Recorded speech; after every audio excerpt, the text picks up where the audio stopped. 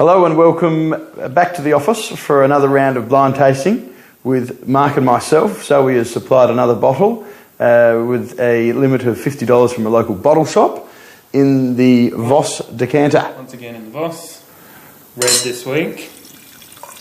Bit more, come on. Alright, oops, that's good on your trousers. We've moved it back later in the day because what we've found the last couple of weeks is having a couple of glasses of wine mid-afternoon means that everyone gets a little bit sleepy. Now, I'm going to call it, and I haven't even put it to my nose, Adelaide Hills Pinot Noir. Yeah, I think maybe a good call. Slightly sort of wild and ferrous, bit furry. Light on the nose though, dilute to me. It's not. It's coming out of the glass, but it doesn't have a real depth and concentration of flavour. I'd say it's rich in flavour, not concentrated. Yeah. So sort of dark fruits. I'm with you. A little bit of substance, but definitely that sort of muskiness. Black sort of slightly decaying cherry. Nuance of plum. I get that cherry and maraschino, slightly sharp on the Yep. nose. A little sort of some herbs, woody sort of herbs. Like a bird's had a little bit of a nick out of it, and it's starting to sort of rot and oxidise.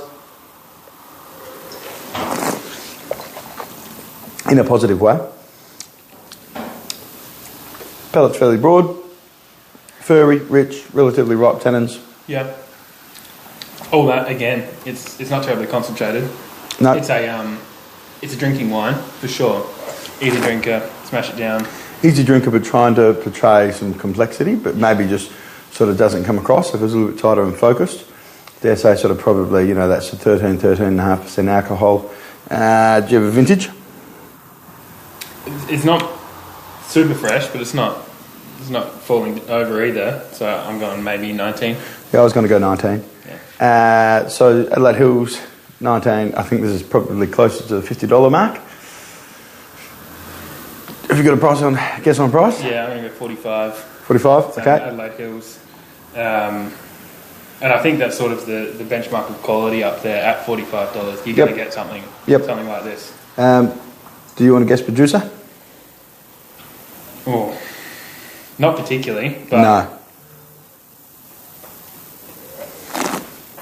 I'm going to steer clear because I don't think one particular producer speaks of a particular style. I think it's very difficult. A lot of producers producing Pinot on the Adelaide Hills are grabbing from different parcels, different vineyards. Could be a blend of vineyards. Yep.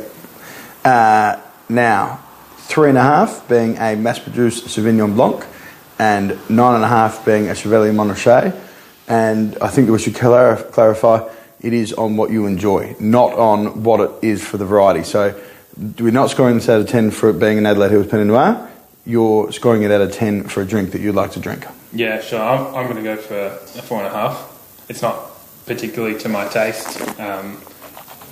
Adelaide Hills Pinot Noir, as a general rule, is not particularly to my taste, and this sort of fits the bill nicely.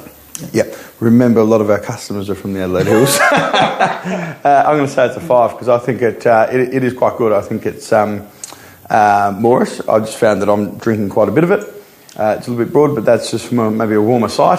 Tannins are right. It's not intrusive. In terms of drinkability, it's probably in the middle. If I was out with mates, we'd knock off quite a few bottles of this. I'd be more than happy to spend $50. Yeah. On a restaurant, what would that be? Sort of 80 or something like that, which is fair game. About that. So, reveal, please, Zoe. And bang, abracadabra. Now, I am just going to call Ashton Hills just quickly. All right. Do I have to? I'm going to sit on the fence still. It's Tassie Pinot. Okay. It's Supernatural. It is 2020, and that's their wild ferment, unfiltered, unfined, low-fi, Cradle Coast native. Righto. Does it change your opinion? No, not particularly. I guess I'm a little surprised, but not so much. I think being cooler, it's higher acid, lighter in body. I've always fairly enjoyed that wine. 13.5%. Yeah. Righto. Cool. Till next week. See ya. And like Zoe just said, $30.